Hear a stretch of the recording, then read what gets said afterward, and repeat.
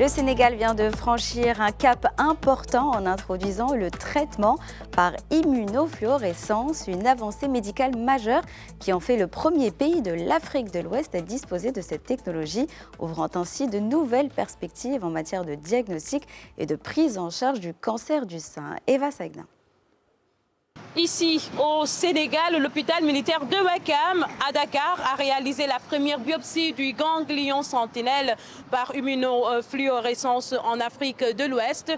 Cette technique de pointe essentielle au traitement du cancer du sein a été rendue possible grâce au don d'une fondation qui a doté l'établissement d'un équipement d'une valeur de 82,7 millions de francs CFA.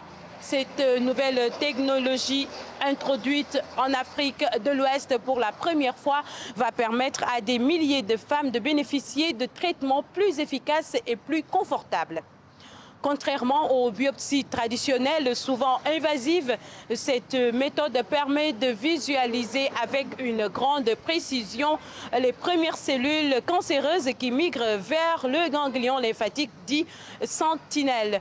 Elle offre aux médecins la possibilité d'un diagnostic plus précoce et d'un traitement mieux ciblé, notamment dans les cas où une mastectomie pourrait plutôt être évitée ou mieux planifiée.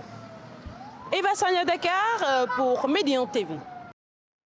Aussi, Fitch Rating qui a relevé la note souveraine de la Côte d'Ivoire à un BB, saluant un profil de crédit désormais considéré comme le plus solide de la sous-région et le second du continent derrière le Maroc. Mélissa Koné nous dit comment et pourquoi surtout.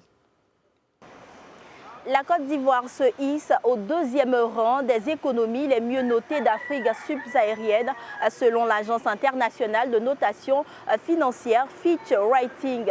L'agence s'est appuyée sur plusieurs éléments clés, une économie solide et diversifiée, une croissance soutenue, une gestion rigoureuse des finances publiques, un déficit maîtrisé et une dette jugée supportable. Elle souligne la vigueur de la croissance estimée à plus de 6% en moyenne sur les prochaines années, portée par les secteurs pétroliers, gaziers et miniers et la transformation agricole. L'amélioration continue des finances publiques et un déficit ramené au seuil communautaire de 3% du PIB et une dette publique dont la soutenabilité s'améliore, ce qui renforce la crédibilité économique du pays sur les marchés internationaux. Mélissa Koné pour Médian TV, Abidjan, Côte d'Ivoire.